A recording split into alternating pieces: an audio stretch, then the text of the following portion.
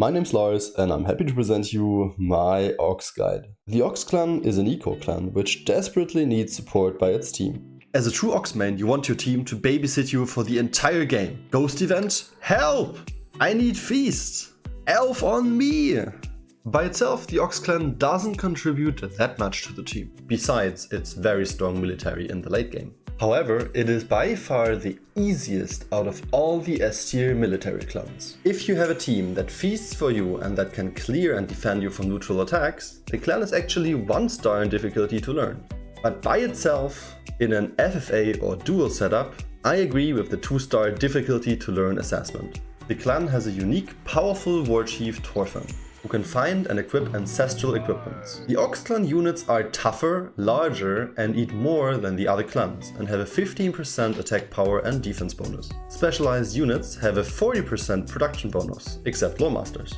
And any building can hold only 1 unit. That includes your war camps.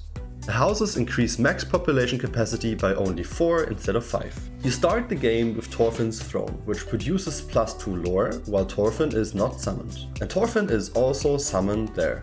One tech that makes this clan so strong is its 200 fame bonus military pressure. Non-villager unit productions have a bonus depending on the number of military units you control. So dragging out an extended period of time with the converted warriors doesn't hurt you that much, while it hurts all the other Northgard clans a lot. The 500 fame bonus is not that important. It is called the True Hero, which unlocks one of the abilities of Thorfinn. Thorfinn can target an enemy building and he will destroy it immediately by charging at it. Enemy units become feared during the charge. That's a pretty useful ability if you somehow get to push to an enemy altar or if you want to ram and upgrade a tower. Apart from having one of the strongest militaries, the Ox clan also has one of the strongest relics in the game, called Aegir.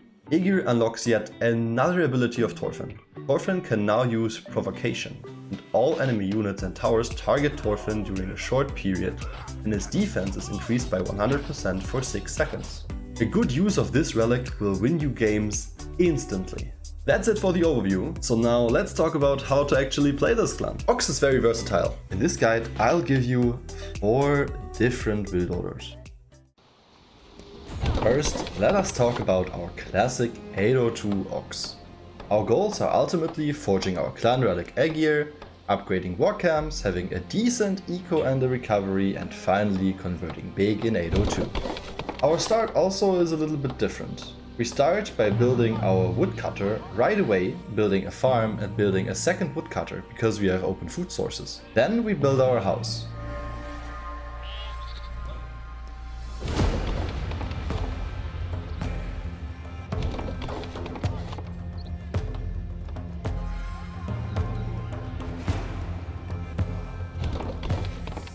Your clan needs a lot of wood, so I'm building my 3rd woodcutter's lodge very early.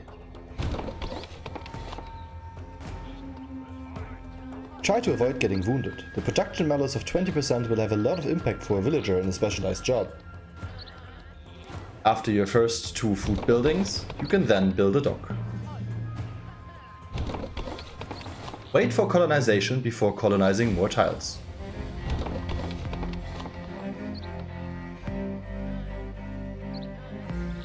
The Ox clan is one of the clans who's really dependent on at least 3 woodcutters. With 3 woodcutters, you're usually good to go. The more wood, the better.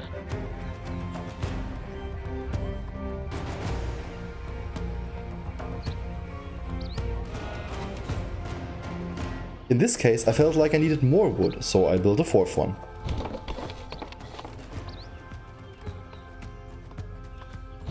Build a 2nd dock and a brewery.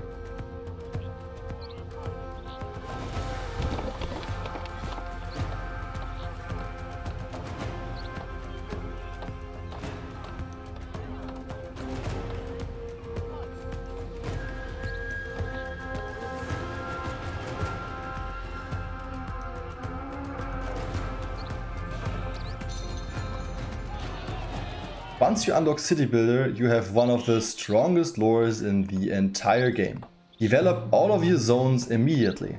and start with the zones with the most production buildings. The city builder description is as follows. Improving a zone is 50% cheaper, and in improved zones, specialized units gain a plus 10 production bonus and buildings have a minus 50% upkeep cost. This lore is so strong that clans such as the Snake or the Owl really want to steal your lore, so make sure to rush that. Once you unlock mining efficiency, start to mine your stone in winter. Build at least 2 stone mines. Our 801 goals are upgrading our food and coins, recruiting Thorfinn, forging our tools, and of course building and upgrading some of the first war camps. Make sure to always pick legions as your military path.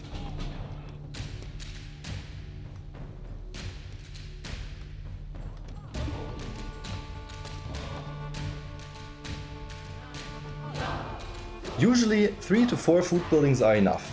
We plan to upgrade at least 2 of them anyway. In this case I had so much stone that I decided to upgrade 3 of them instead. If you got enough workers, build an iron mine and start mining your iron.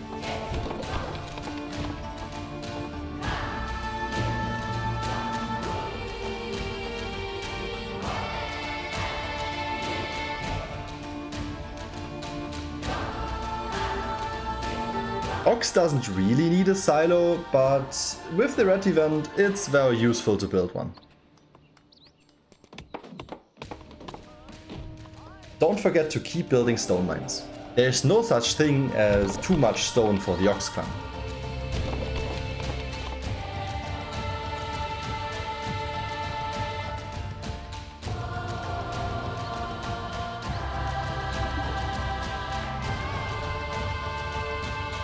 After upgrading your food buildings, upgrade your docks. The only thing that's missing is our Thorfinn and upgrading our tools.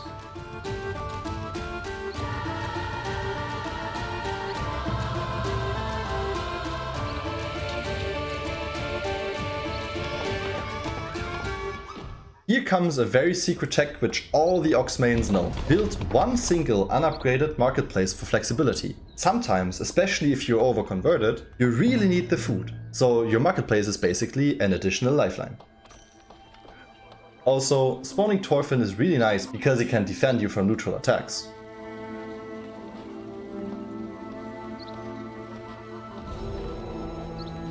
Build a forge next, and in this case I want to forge both my sailors and my farmers.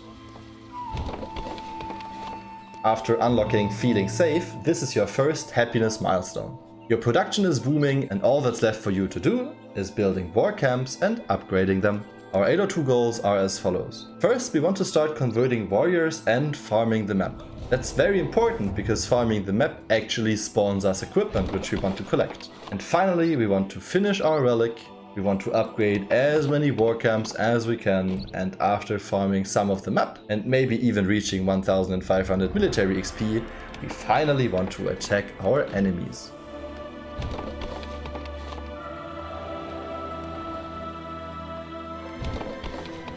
It's very useful to upgrade your forge as well. That's very situational, but it greatly speeds up the process of forging Aegir. With Ferocious Charge we can finally forge ourselves for free.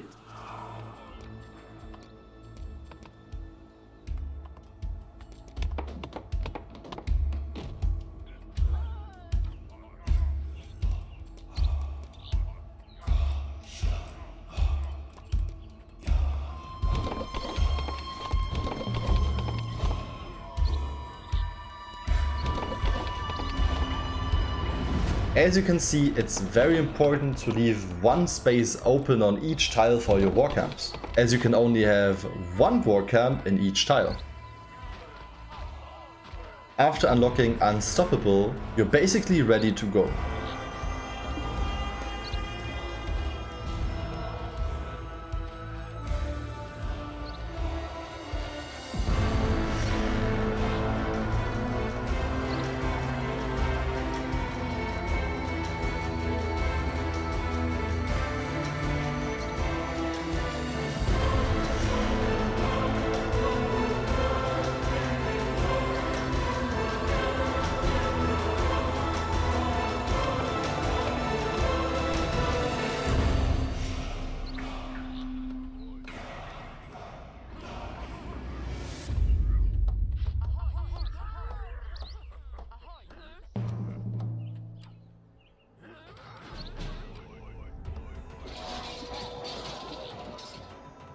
I would advise you to farm the map and wait for your relic before you engage your enemy. Let us talk about a specific set of neutrals now, the Jötunn. These big boys are a great source for military XP, as you can easily kill them with 8 to 10 warriors by yourself, while Thorfinn is kiting and tanking. Make sure to kite with your warriors as well. Just watch this.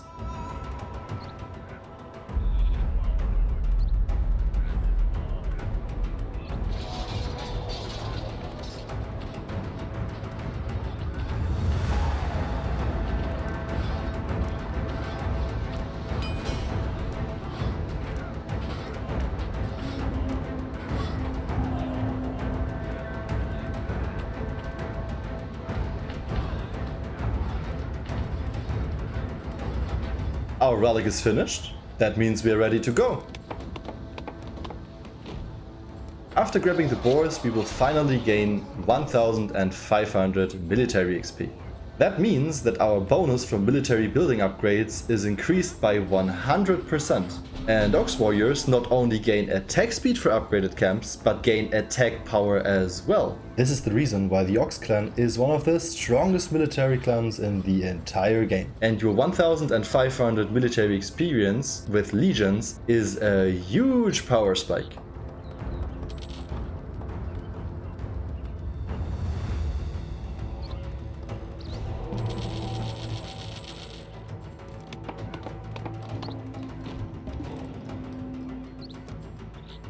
Look at this relic usage in this empty tile, but don't worry, here's a clip of Aegir in action.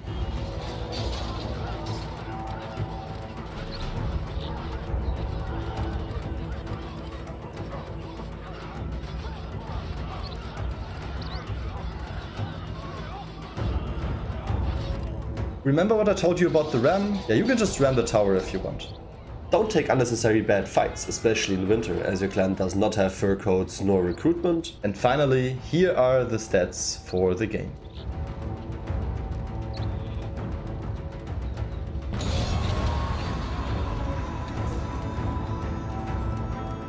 That's it for the classic 802 Ox, and I'm sure you got pretty far by just following these steps. But stick around if you're interested in alternative build orders. For FFA, use the same build, start with a war camp and go into shipbuilding and carpentry. And for the Dwarf Lore, skip mining efficiency and simply go into an early monsters area instead.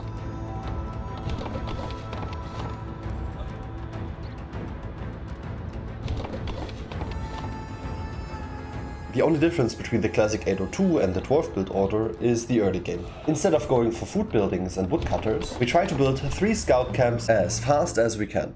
So let's talk about how to spot dwarves. The dwarves are the only neutrals in Northgard who have spikes in the fog of war. So this is all about practice. Can you see them? There are 2 main reasons why you want to befriend the dwarves with the Ox clan. 1, the Ox clan wants to mine and forage a lot.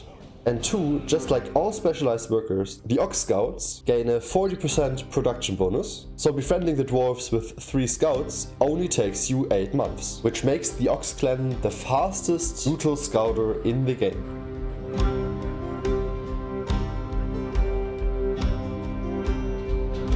To tackle a potential Ox mirror, I'll show you something disgustingly toxic. Are you a hater who doesn't like Northgard? Here's your last build order. Would you have guessed that this clan can actually play for a rush in 801 as well?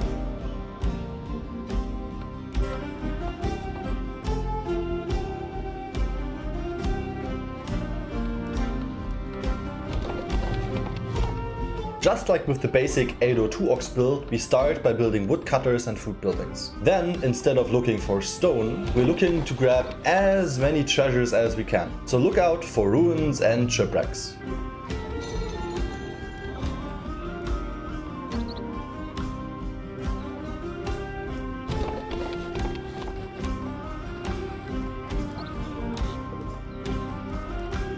Colonize as many of the treasure spawns as you can and save up on wood. As a war camp only increases your warband capacity by +1, you'll need a lot of war camps to have a decent convert in 801.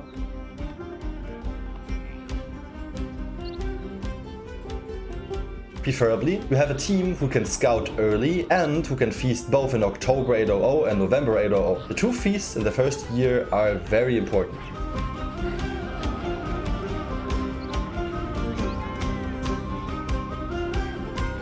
Make sure to pre-build all of your camps in the first winter and only finish them if you want to convert, as the upkeep cost of the camp will significantly lower your coins income.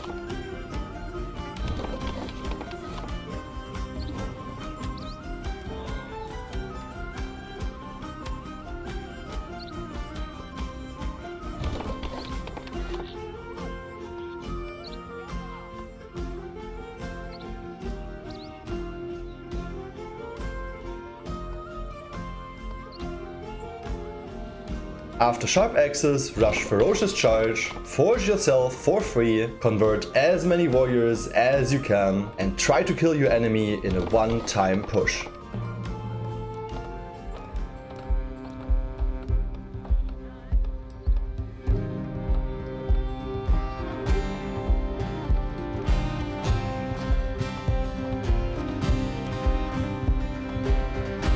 After reaching around 14 population, you don't need to build houses anymore.